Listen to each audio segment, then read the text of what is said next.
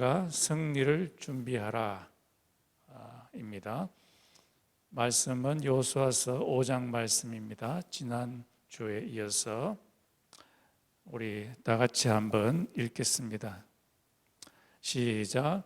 요단 서편의 아모리 사람의 모든 왕과 해변의 가나안 사람의 모든 왕이 여호와께서 요단물을 이스라엘 자손들 앞에서 말리시고 우리를 건네심을 듣고 마음이 녹았고 이스라엘 자손의 영구로 정신을 잃었더라.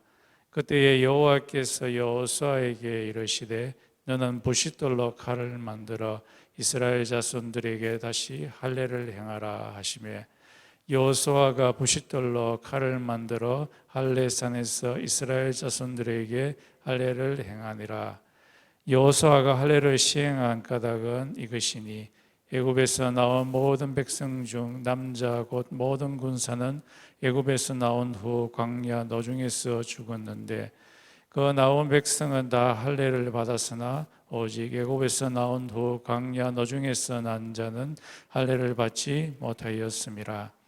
이스라엘 자손들이 여호와의 말씀을 청종치 아니하므로 여호와께서 그들에게 대하여 맹세하사 그들의 열조에게 맹세하여 우리에게 주마하신 땅 곧 젖과 꿀이 흐르는 땅을 그들로 보지 못하게 하리라 하시매 애굽에서 나온 족속 곧 군사들이 다 멸절하기까지 40년 동안 광야에 행하였더니 그들이 대를 잇게 하신 이 자손에게 여호수아가 할례를 행하였으니 길에서는 그들에게 할례를 행하지 못하였으므로 할례 없는 자가 되었음이더라.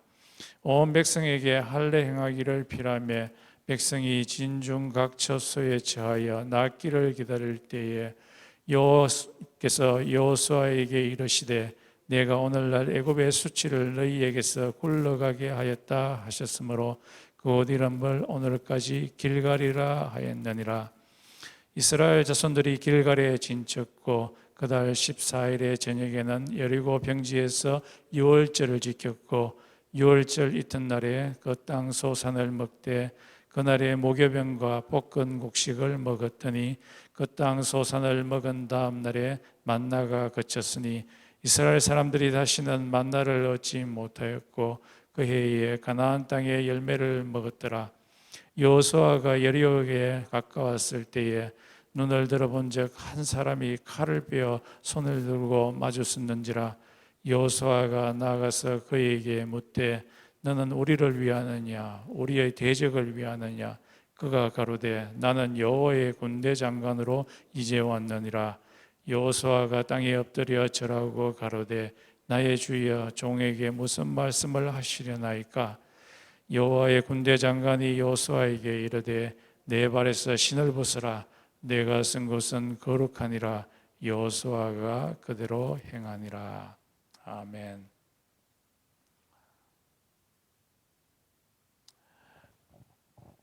제가 한 10년 전에 학업 문제를 가지고 굉장히 신경을 많이 썼더니만 스트레스 너무 많이 빠져가지고 머리카락 다 빠지고 소화가 되지 않고 또 굉장히 외롭게 되었습니다.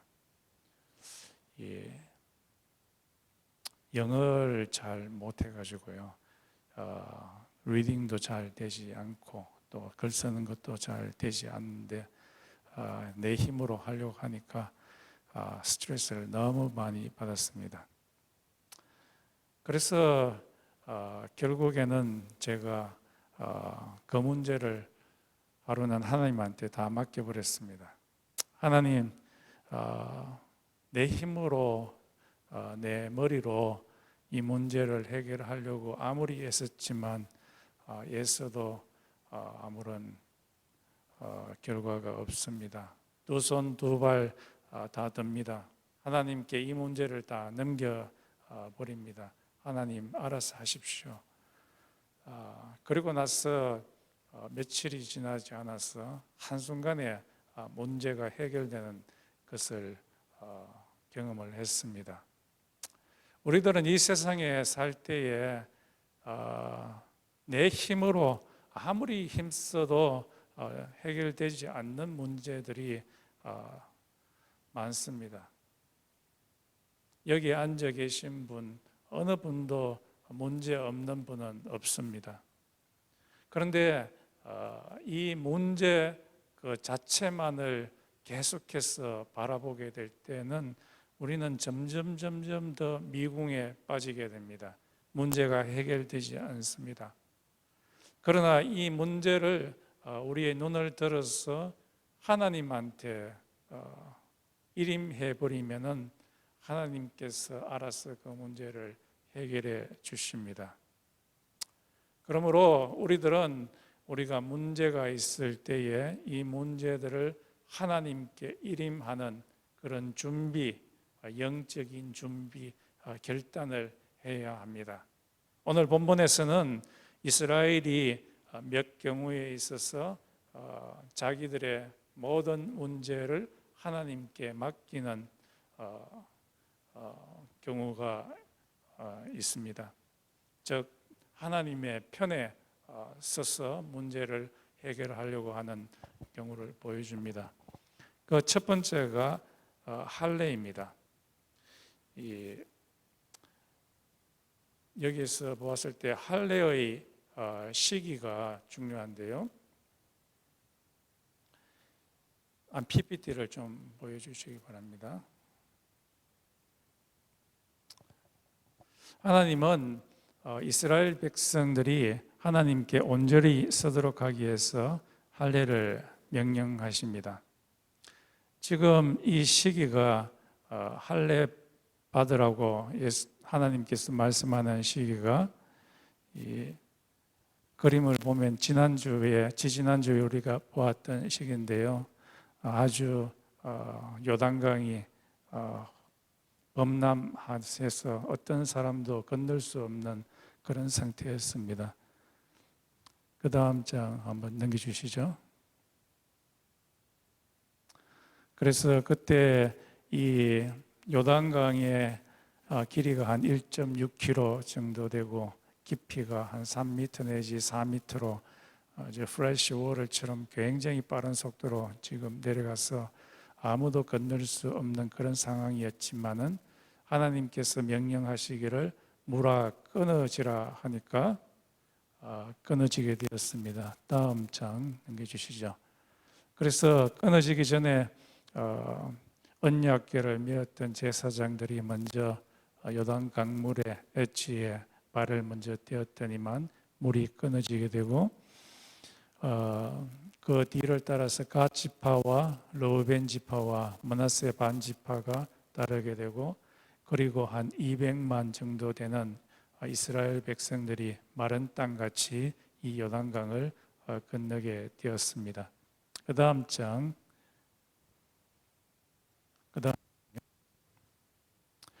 그래서 이제 요단강을 건너고 나서 길갈이라는 지역에 이스라엘 백성들이 유숙하게 되었습니다.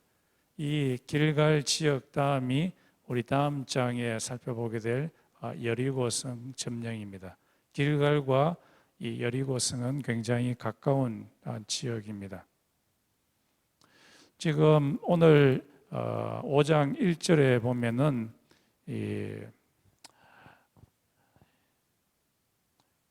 이스라엘 백성들이 이 요단강을 마른 땅같이 건너게 되는 이 장면들을 건너편에 있는 가나안 족속들이 다 지켜보게 되었습니다.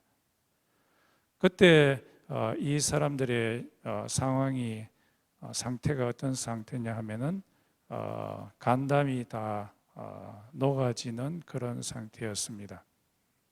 여기서 보면은 녹아진다라는 말이 히브리어로는 마사스인데요. 이 마사스라는 말은 웩스가 불에 의해서 확 녹아지는 것과 같습니다. 마치 초를 불을 붙였을 때 촛농이 불 밑에서 쪼르륵 굴러서 땅에 떨어지는 것처럼 가나안 백성들이 하나님께서 하신 위대한 일을 보니까 마음이 완전히 써나하게 되었습니다. 그래서 이 가나안 족속들이 마음이 굉장히 연약하게 되었기 때문에 이때가 이스라엘 백성들이 여리고를 공격할 최상의 시기였습니다. 그런데 이런 좋은 호기를 맞이했을 때 하나님께서 이상한 명령을 이스라엘에게 내리십니다. 그것은 할례를 행하라는 것입니다. 할례라는 게 무엇입니까? 할례라는 것은 이 남성 생식기의 표피를 칼로서 잘라내는 것을 의미합니다. 다음 슬라이드 한번 보여주시죠.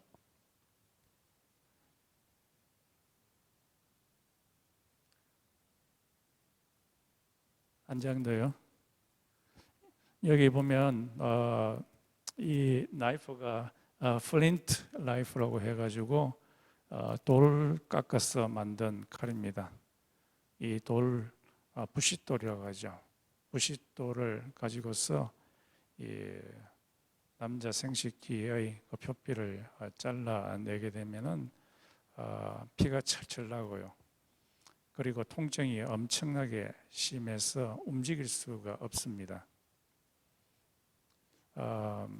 그래서 이 적을 향해서 갈 수가 없습니다. 마치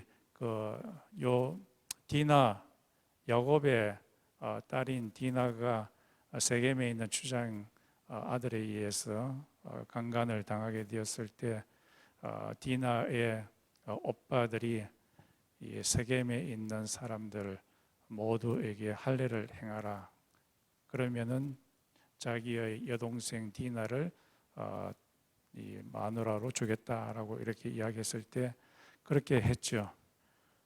그래서 그 세겜에 있는 남자 모두가 다 할례를 행하였을 때 통증이 엄청나게 많고 움직일 수 없을 때에 야곱의 아들들이 가서 그 사람들을 모두 다 죽이게 되었습니다. 그런데 오늘 이 본문 말씀에 보면 할례를 받는 자들은 누구냐 하니까 애굽에서 나온 사람들이 아니라 애굽 윌더네스에서 광야에서 태어난 자들이 할례를 받게 되었다라고 그렇게 말합니다. 왜 그러냐 하니까 이 애굽에서 나온 자들은 벌써 할례를 다 받았습니다. 다 받았는데 이 자들이 가데스 바네아에서 바로 약속의 땅으로 들어가려고 하는데 이 10명의 정탐꾼들이 아주 나쁜 리포트를 했을 때에 200만의 이스라엘 백성들이 원망하며 울고 불고 하면서 하나님한테 대들었습니다. 한 사람이 울어도 소리가 큰데 200만의 사람들이 울고 불고 했다면 얼마나 큰 소리겠습니까? 하나님께서 200만의 사람들이 울고 불고 하면서 하나님한테 대들었을 때 하나님의 기분이 엄청 좋지 않았어요. 그래서 이 사람들을 모두 다 윌더네스에서 한 사람씩 다 죽게 하겠다라고 해서 이 사람들은 광야에서 다 죽게 되었고요.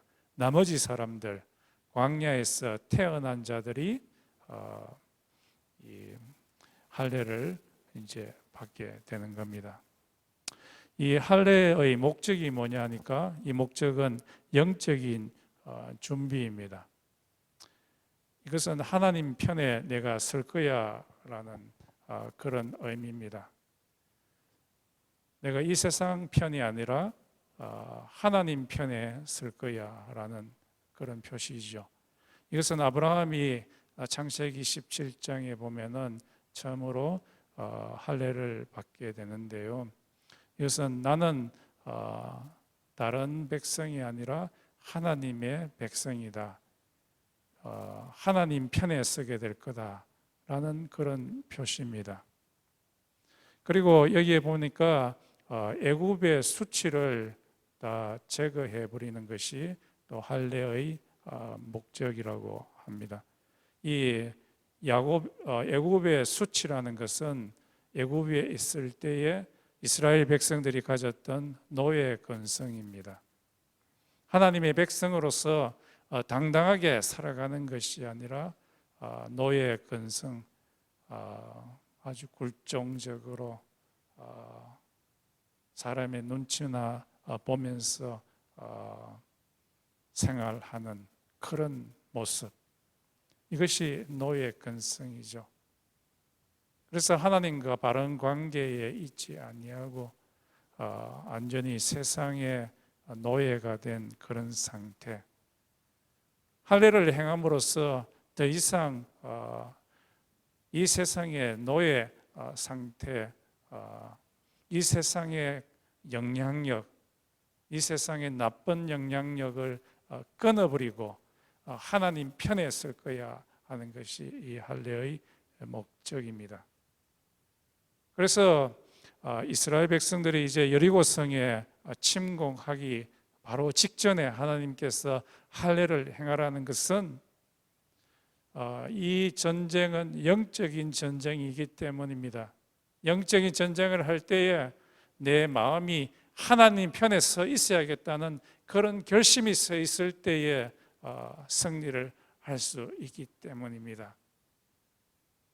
영적인 전쟁에서 하나님이 나의 삶의 주인이 되는 것이 아니라 이 세상 정신이, 애굽의 정신이, 노예 근성이 머리에 딱 서게 되면은 이거는 백전백패가 되기 때문에 하나님께서 말씀하셨습니다.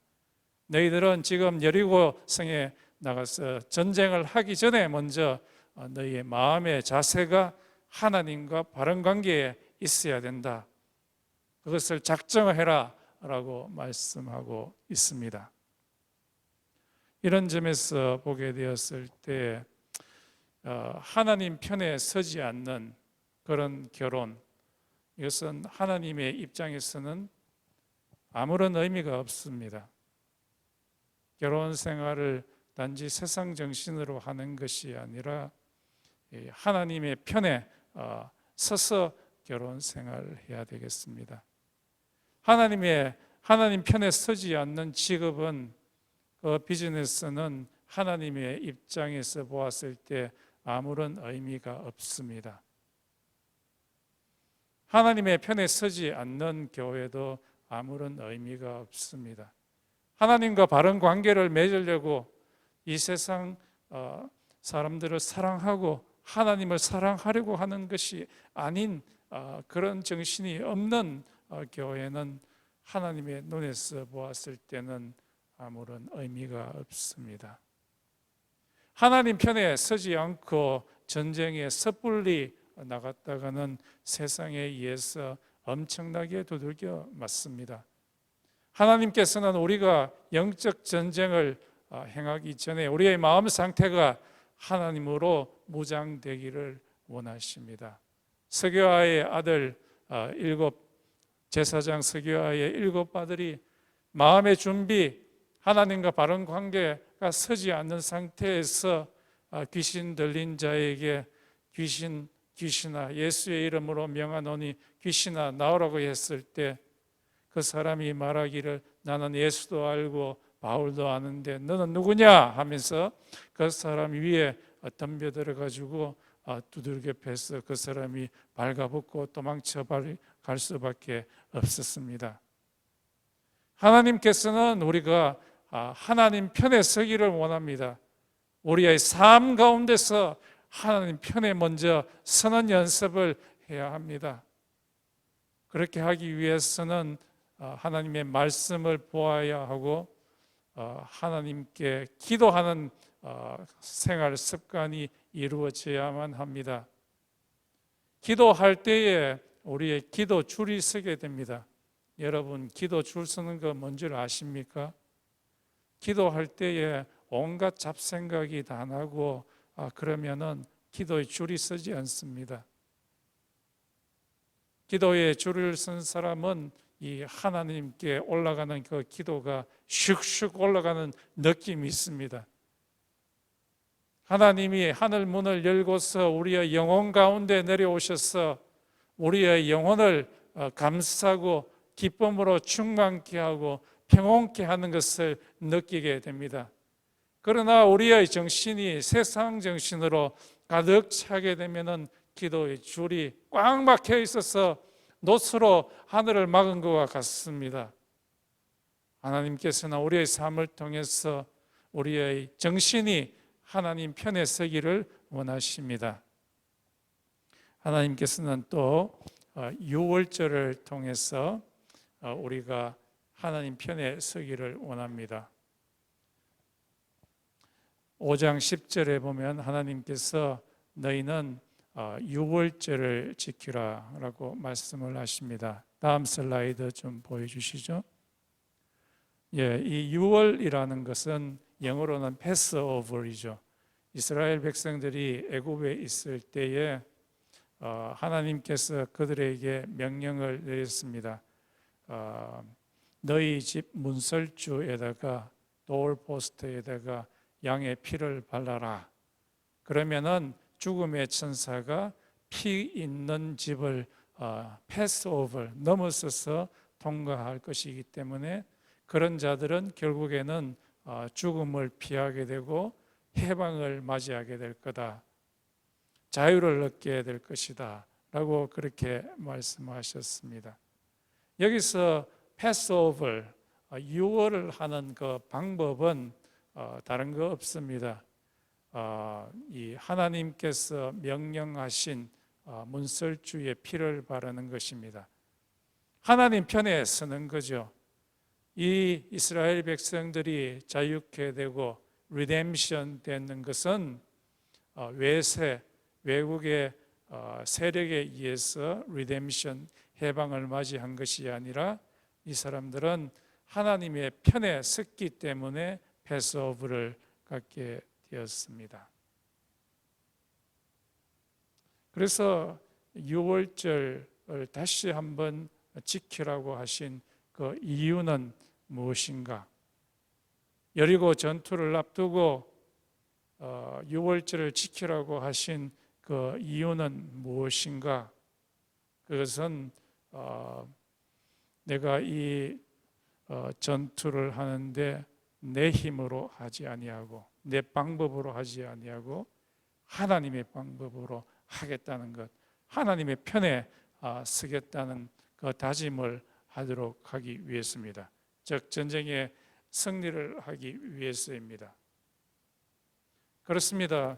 우리가 이 세상을 살아갈 때에 우리로 하여금 진정으로 해방케 하고 우리에게 이 자유를 주는 것은 유월절과 같은 자유를 주는 것은 교육이 아니라 하나님 편에 서게 될 때에 이 일이 이루어지게 됩니다. 우리는 생각할 때에 수학이나 과학이나 철학이나 공부를 많이 하면 우리가 자유를 얻게 될 것이라고 그렇게 착각하지만은, 그러나 하나님의 방법은 우리들이 하나님의 편에 서게 될 때에 진정한 자유를 얻게 된다고 말씀을 하십니다.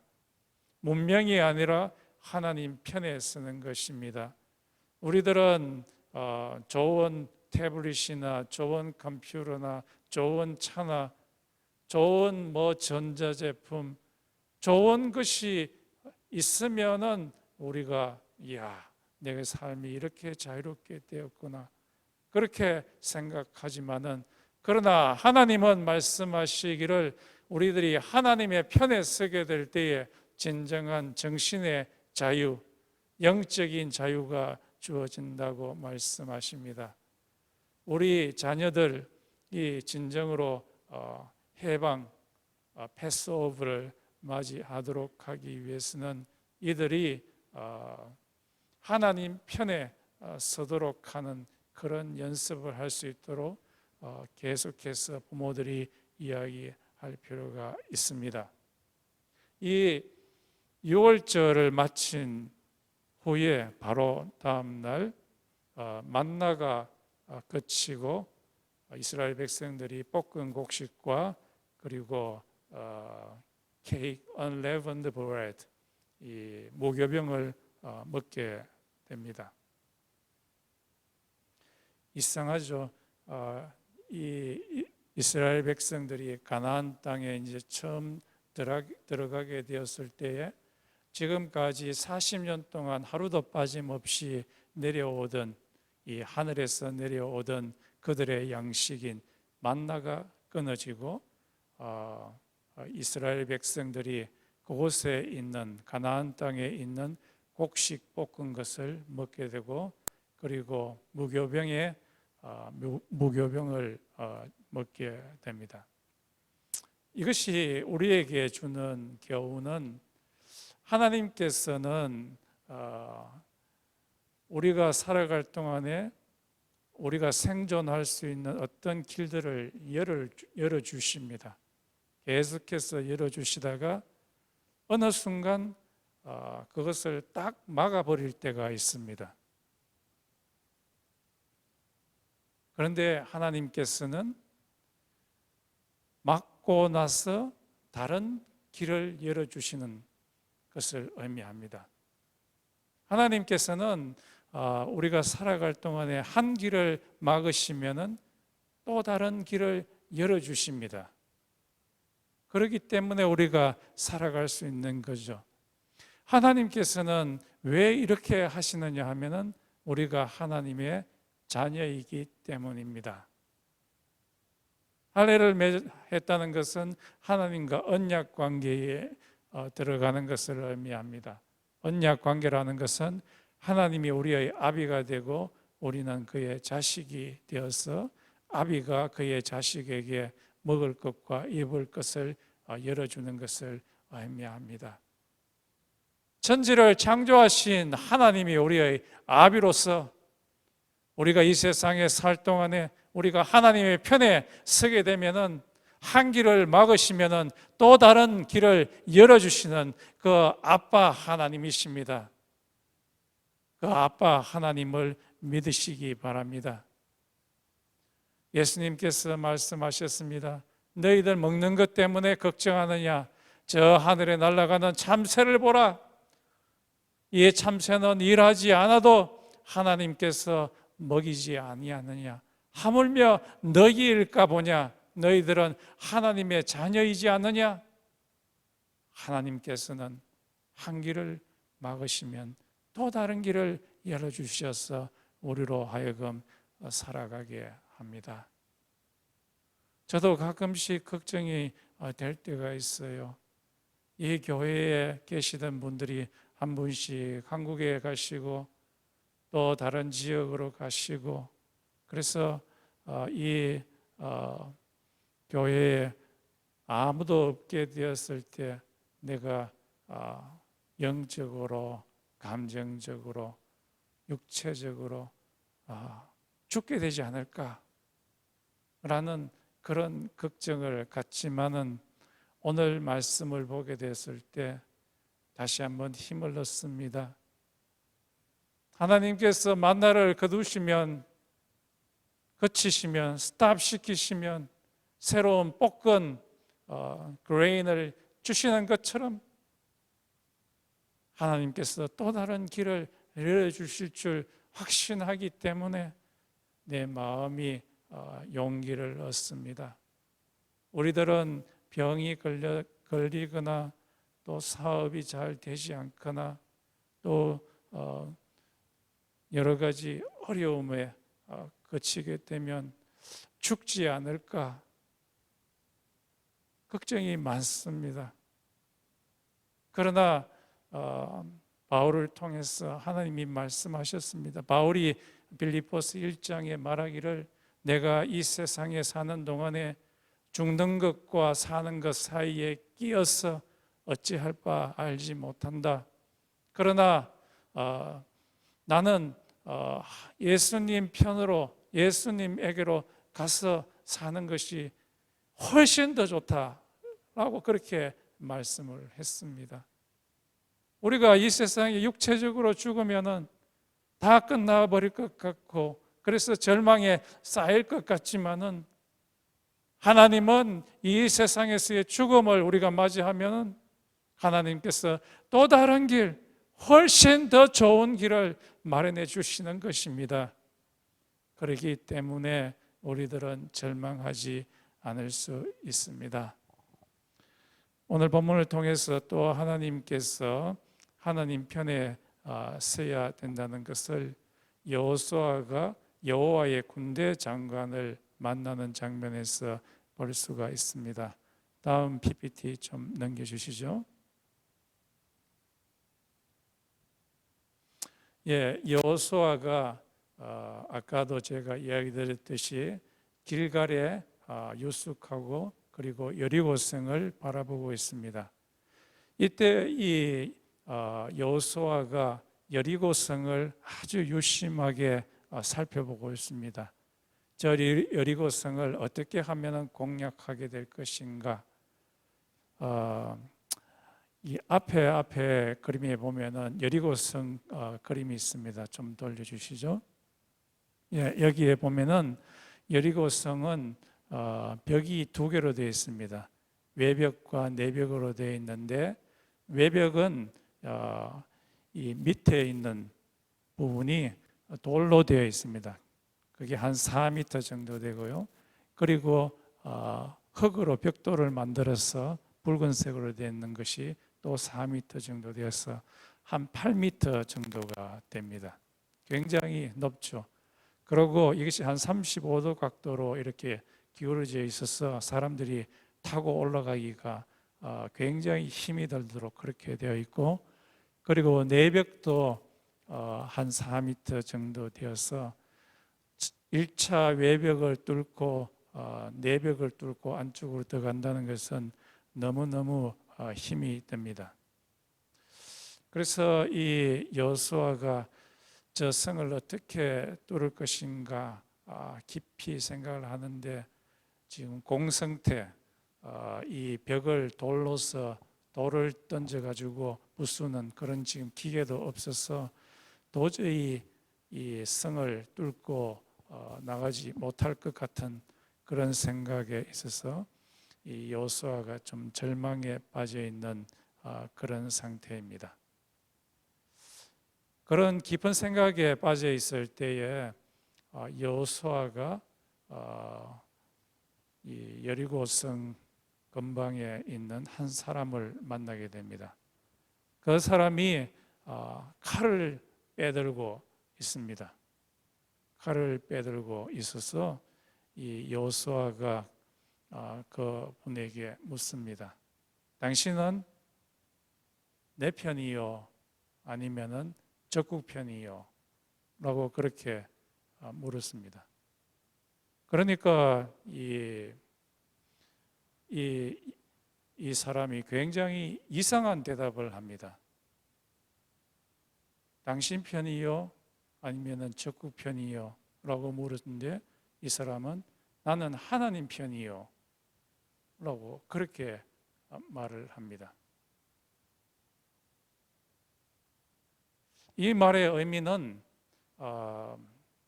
하나님은 인간이 어떠하다고 해가지고 쉽게 끌려가실 그런 분이 아니라는 의미입니다. 하나님이 주체가 되고 하나님께 운전대를 준 자는 하나님 편이 되고, 내가 내 운전대를 잡고서 가겠다고 하는 사람은 하나님 편이 아니라는 말입니다. 내가 하나님 편에 설 때에 그 사람이 하나님 편에 들어가는 것이고, 내 인생 나의 자원들, 나의 리소스들을 내가 작정하고 계획하고 하나님과 아무런 관계없이 이끌어 가겠다고 하는 사람은 하나님 편이 아니라는 말입니다. 그리고 나서 이 사람이 여호수아에게 명령을 합니다. 네가 선 곳은 거룩한 곳이니 네 신발을 벗어라. 이 말은 네가 하나님 편으로 오라 라는 말입니다. 그때 여호수아는 자기가 갖고 있던 칼을 칼집에 꽂고 자기 신발을 벗고 엎드려서 그분에게 경배를 합니다.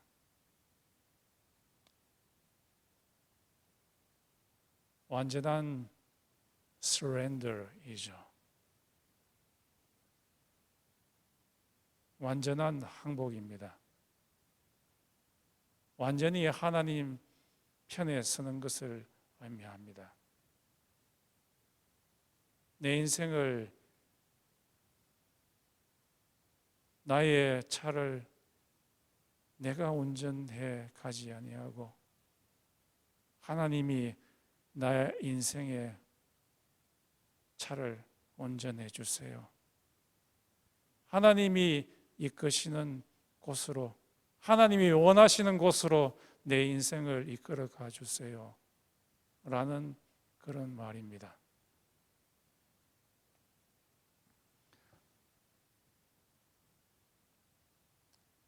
여기서 우리가 한 가지 살펴보아야 될 것은, 하나님은 네가 하나님 편이냐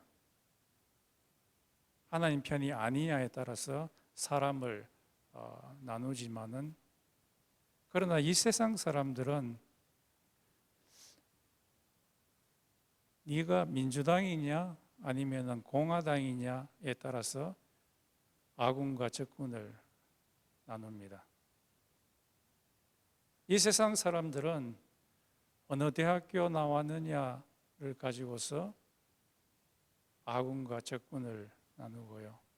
또 한국어로 따진다면 네가 전라도 사람이냐 아니면 경상도 사람이냐에 따라서 사람을 아군과 적군으로 나눕니다. 그러나 하나님은 그렇지 않습니다. 인간이 가지고 있는 기준으로 사람을 나누는 것이 아니라, 네가 너의 중심이 하나님을 향하느냐, 하나님과 함께 하느냐, 하나님께 서렌더 하느냐, 서렌더 하지 않느냐에 따라서 사람을 나눕니다.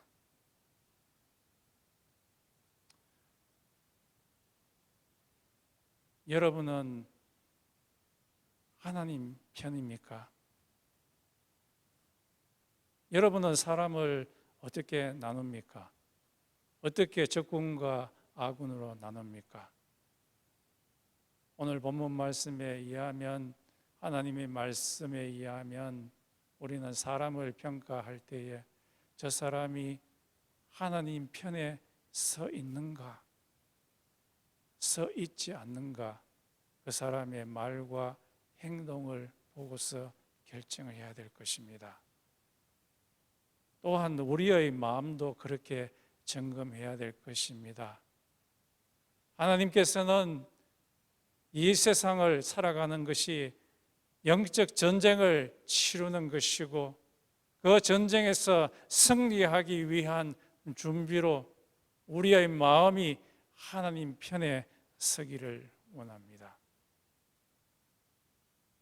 우리 자식의 문제, 부모가 자신의 힘으로 이 문제를 해결할 수가 없습니다. 하나님이 개입하셔야만 이 문제가 해결될 수가 있습니다. 내가 아는 어떤 분의 자녀는 요즘 마리아나를 해가지고 이게 끊기가 너무너무 힘든 것 같아요. 돈 좀 있으면 그거 사가지고 피우고 또 어디 숨겨놓고 통장에서 돈을 빼가지고 그거 쓰고, 이 문제 때문에 이 문제를 해결하기 위해서 문제만 계속해서 바라보았을 때 그 부모는 머리가 터져 나갈 것 같아요. 이 문제를 해결하기 위해서는 문제만 보면은 미궁에 빠질 수밖에 없지만은 눈을 들어서 하나님을 바라보고 하나님 편에 서게 될 때 우리가 알지 못하는 해결책을 하나님께서 제공해 주십니다. 비즈니스도 마찬가지고 학업의 문제도 마찬가지입니다. 학업의 문제가 생겼을 때 그 문제만 계속해서 바라볼 때 대답이 없어요. 답이 없습니다. 점점 빠져듭니다. 늪에 빠지는 것처럼, 빠져나갈 수 없는 늪에 빠지는 것처럼 들어가게 됩니다. 그러나 그 문제 위에 계신 하나님을 바라보게 될 때, 하늘을 바라보게 될 때 하나님께서 문제를 해결해 주십니다. 우리 모두는 다 문제를 갖고 있습니다. 자식의 문제, 직장의 문제, 건강의 문제. 우리는 문제와 전쟁을 치르고 있습니다. 우리가 이 문제만 바라보다가는 스트레스 받아서 머리카락 다 빠지고 소화되지 아니하고 우울증에 빠지게 됩니다. 그러나 그 눈을 들어서 문제에서 하나님을 바라보게 되면 반드시 하나님께서 살 길을 마련해 주십니다. 이것을 위해서 한 2, 3분 동안 같이 기도드리겠습니다.